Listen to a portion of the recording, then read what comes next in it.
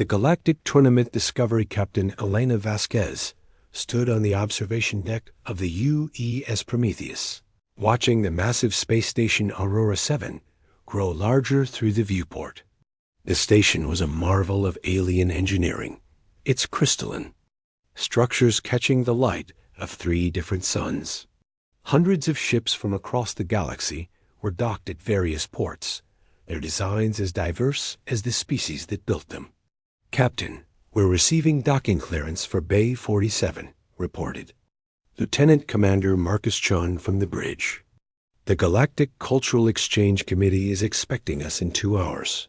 Elena nodded, adjusting her dress uniform. The Prometheus had been chosen for this diplomatic mission precisely because it was an exploration vessel, not a military ship. Earth's government wanted to make a peaceful impression during humanity's first major cultural exchange with the Galactic Alliance. The ship carried only standard defensive systems and a crew of scientists, diplomats, and cultural specialists. Dr. Sarah Martinez, our xenocultural specialist, joined Elena at the viewport. "Captain, I've been studying the tournament broadcasts. This appears to be more than just a sporting event. It's a demonstration of technological prowess and military capability among the various species." Elena frowned. "I thought we were here to observe cultural practices, not military exercises." "The line between culture and warfare is blurred for many species," Martinez explained. "These combat tournaments serve multiple purposes: entertainment, diplomatic posturing, and testing of new technologies. Each species sends their finest vessels to compete. The docking procedure took an hour. Aurora 7's automated systems were incredibly sophisticated, guiding the Prometheus through a complex series of energy fields and scanning procedures." Elena was impressed by the efficiency, though she noted that their own docking computers seemed to process the alien protocols faster than expected. Once aboard the station, Elena and her team were greeted by Ambassador Kethfer, a tall, blue-skinned representative of the Zelani Confederation. His 4 arms gestured gracefully as he spoke through a universal translator. "Welcome, humans of Earth. We are honored by your presence at our grand tournament. Your species' recent discovery of faster-than-light travel has generated much curiosity throughout the galaxy." Elena smiled diplomatically. "We're grateful for the invitation, Ambassador. We come in peace, hoping to learn from your diverse cultures."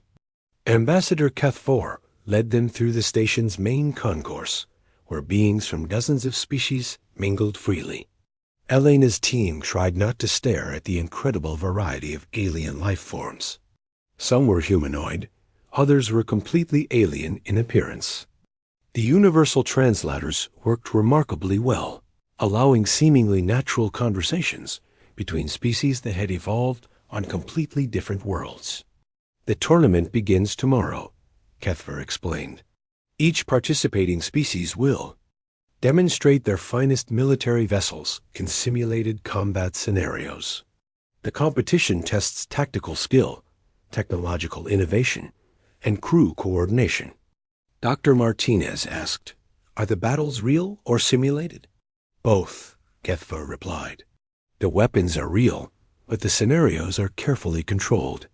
Ships fight until one vessel's defensive systems are compromised or they withdraw from the field. Destruction is rare, as most species value their advanced vessels too highly to risk complete loss." Elena felt a growing sense of unease. "Ambassador, I should clarify that the Prometheus is not a military vessel. We're here as observers, not participants." Kethfer's expression changed slightly. But surely you will demonstrate your species' capabilities?" "It would be considered impolite to refuse when invited to participate in our customs." Before Elena could respond, alarms began sounding throughout the station. The universal translators announced, "Emergency in Tournament Arena 3. All medical teams to Tournament Arena 3." Kethfor's skin color shifted to a deeper blue, indicating distress. The Vorthic Empire and the Crystalline Collective were engaged in a demonstration battle. Something has gone wrong. Elena's training kicked in immediately.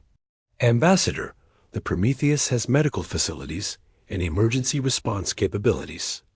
We'd like to offer assistance. That would be most appreciated, Captain Vasquez. Elena contacted her ship. Commander Chun, prepare emergency medical teams and damage control units. We have a situation at the tournament. The response came quickly. Teams are ready, Captain. Should we also prepare defensive systems? Negative. We're here to help, not to fight.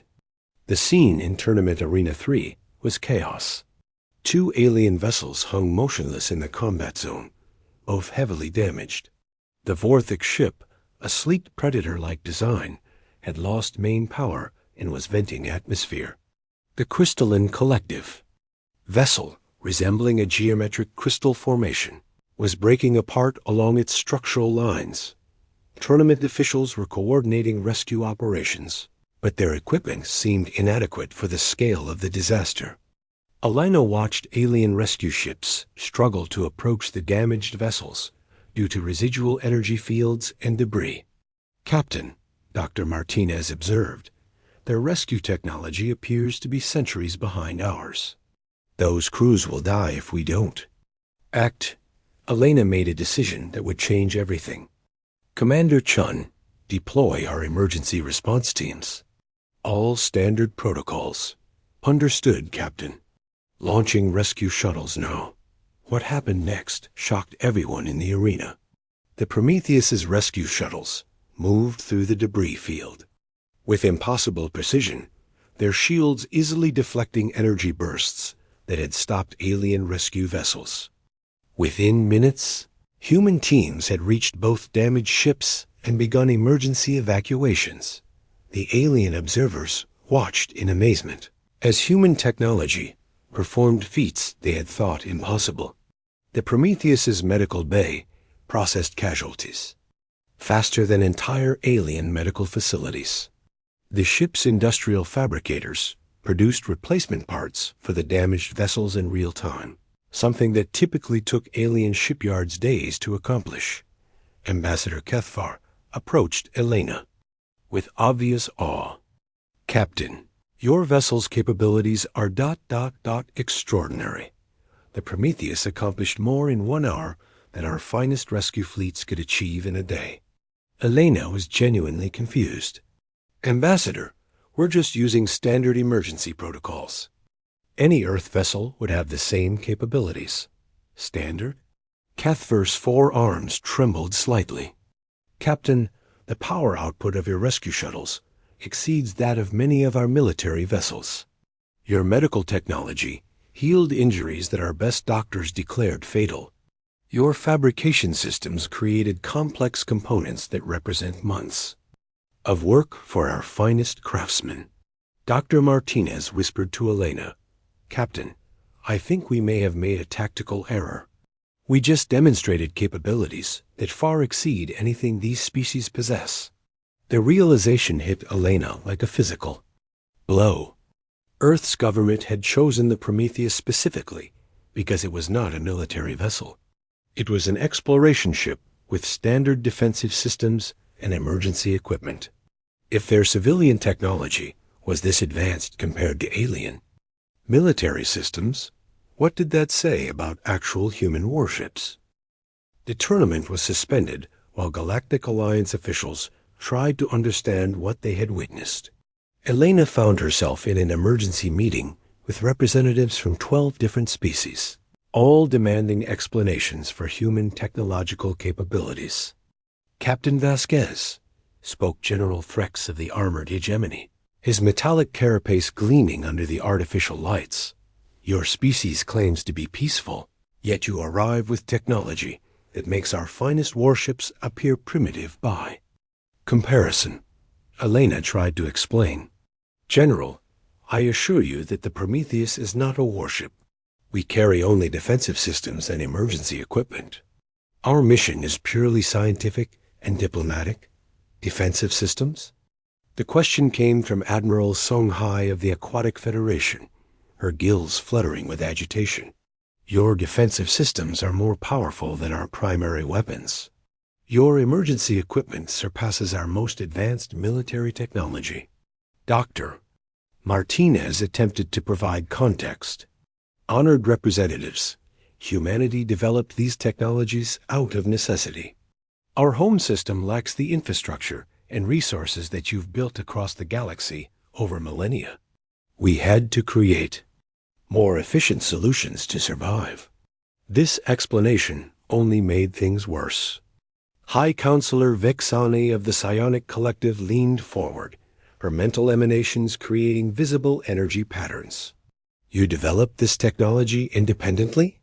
Without galactic assistance or knowledge? Yes, Elena confirmed, not understanding. The implications. Earth has been isolated from galactic civilization until recently. Everything we've built came from our own research and development. The alien representatives exchanged glances that needed no translation. A species that could develop such advanced technology in isolation was either incredibly gifted or incredibly dangerous. Possibly both. Tournament Director Zephylos, a gaseous being contained within a mechanical suit, spoke with obvious concern. Captain, we must ask directly. What level of technology do your actual military vessels possess? Elena hesitated.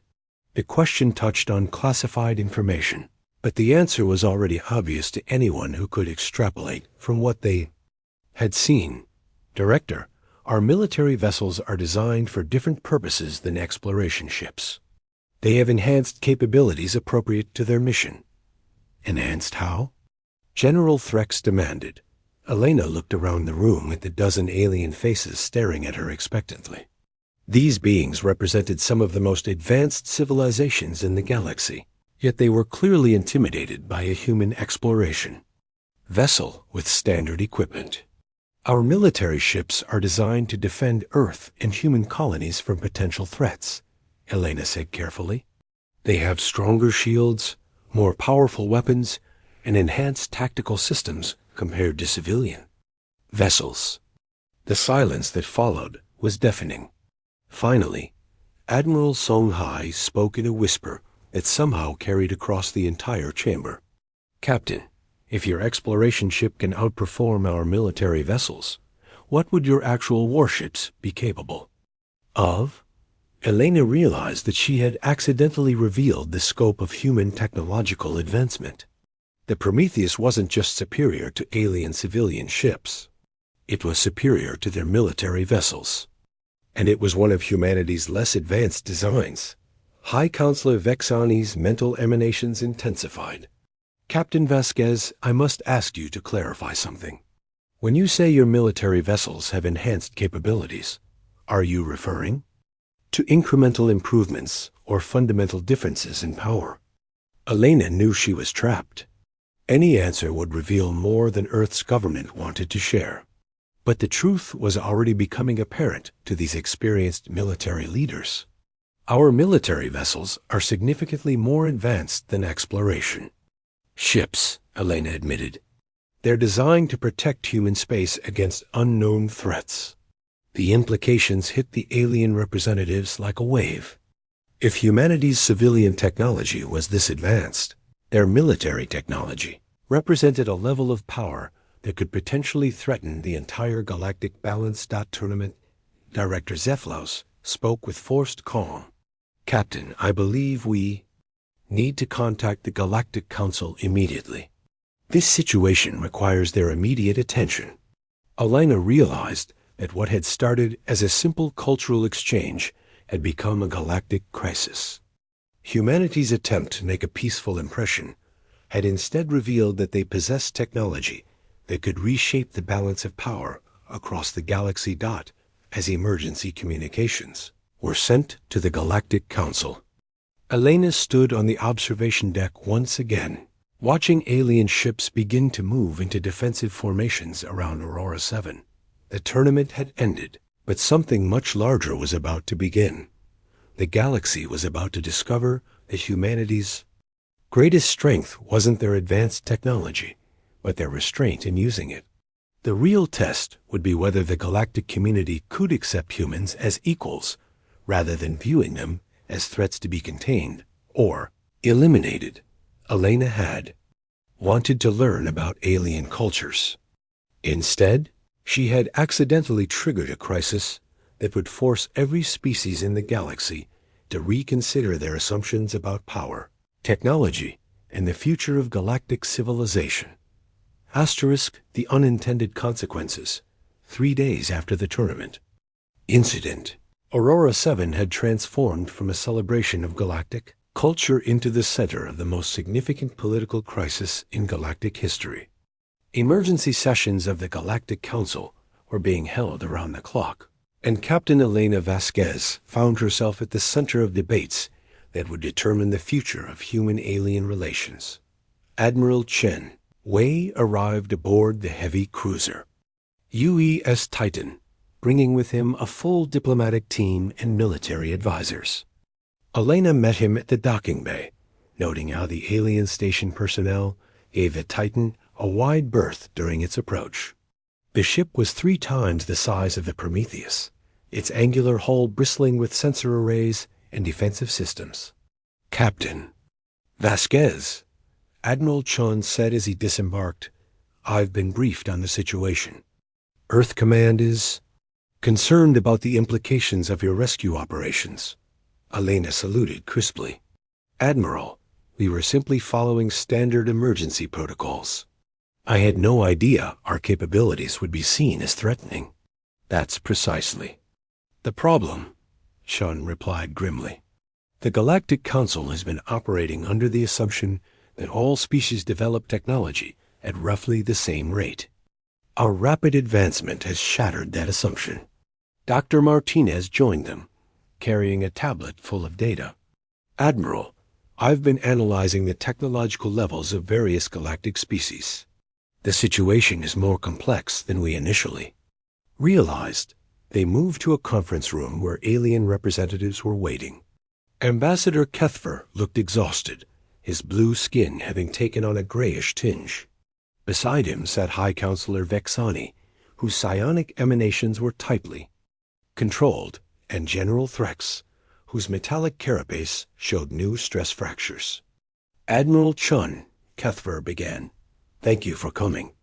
The Galactic Council has been in emergency session since the tournament incident. We need to discuss the implications of human technological capabilities." Admiral Chun took a seat across from the aliens. "I'm here to facilitate open dialogue and address any concerns about human intentions." High Counselor Vexani's mental emanations created subtle light patterns as she spoke. "Admiral, our concern is not about your intentions, but about the destabilizing effect of your capabilities. The Prometheus demonstrated technology that exceeds our most advanced military systems. If this represents your civilian technology, we must ask about your military capabilities." Chun exchanged glances with Elena. The truth was that the Prometheus was indeed representative of human civilian technology, but Earth's military vessels were designed for entirely different purposes. "Counselor," Chun said carefully, "human military technology is more advanced than our civilian systems. However, our military doctrine is purely defensive. We have no interest in galactic conquest or domination." General Threx leaned forward, his mechanical voice harsh. "Admiral, defensive intent is irrelevant if the capability for offense exists. Your exploration ship could defeat our entire planetary defense fleet. What could your military vessels accomplish?" "Doctor." Martinez activated her tablet, projecting a holographic display. "If I may, I'd like to provide some context. Human technological development followed a different path than galactic civilization. We developed advanced manufacturing, energy systems, and material science out of necessity." The display showed comparative charts of technological development. Human advancement in key areas was indeed far ahead of galactic norms, but there were also areas where alien technology was superior. "Your communication systems are more efficient than ours," Martinez continued. "Your transportation networks are more elegant. Your biological sciences are incredibly advanced. The difference is that humans focused on solving problems with raw power and efficiency, while galactic civilization focused on harmony and cooperation. Ambassador Cuthver studied the charts. Dr. Martinez, this suggests that human technology is not inherently superior, but rather specialized for different purposes. Exactly, Martinez confirmed. We developed powerful systems because we had to solve problems quickly and independently. Galactic civilization developed elegant systems because you had time and cooperation. Admiral Chun saw an opportunity. This is why we believe human technology could benefit galactic civilization. Our approaches are complementary, not competitive. The discussion was interrupted by an urgent message from the Galactic Council chambers. Tournament Director Zeflos appeared on the communication screen, his gaseous form agitated within his mechanical suit. Emergency session has concluded, Zeflos announced. The Council has reached a preliminary decision regarding human participation in galactic affairs. Elena felt her stomach drop. The formal language suggested bad news. The Council has voted to impose technological restrictions on human vessels operating in galactic space, Zeflos continued. All human ships must submit to power limitations and weapon restrictions to maintain galactic stability. Admiral Chun stood slowly. Director, with respect, Earth cannot accept restrictions on our defensive capabilities. We have the right to protect ourselves and our citizens. High Counselor Vexani's mental emanations flared. Admiral, you speak of protection, but your capabilities represent a threat to every species in the galaxy. One human vessel could conquer entire star systems. That's not our intention, Sean replied firmly. But we won't be disarmed based on fears of what we might do. The debate continued for hours, with both sides unable to find common ground. The aliens demanded restrictions on human technology, while the humans insisted on their right to self-defense.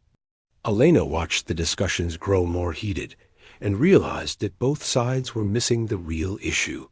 If I may, Elena interrupted during a pause in the arguments, I think we're approaching this problem from the wrong angle. All eyes turned to her. Admiral Chun nodded for her to continue. The core issue isn't whether human technology is dangerous, Elena said. The issue is that the current galactic order is built on a balance of power that assumes all species have similar capabilities. Our arrival has disrupted that balance. Ambassador Cuthver's color shifted to a more natural blue. Captain, please explain. Elena moved to the holographic display. The Galactic Council maintains peace through mutual vulnerability. No single species can dominate others because they all have similar power levels. Humans changed that equation. She manipulated the display to show galactic political structures. But what if instead of seeing human power as a threat, we see it as an opportunity to create a more stable system? General Threx's mechanical voice expressed skepticism. How could superior human power create stability?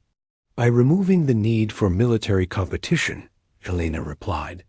If humans serve as galactic peacekeepers, other species can focus on their strengths: science, culture, trade, and cooperation.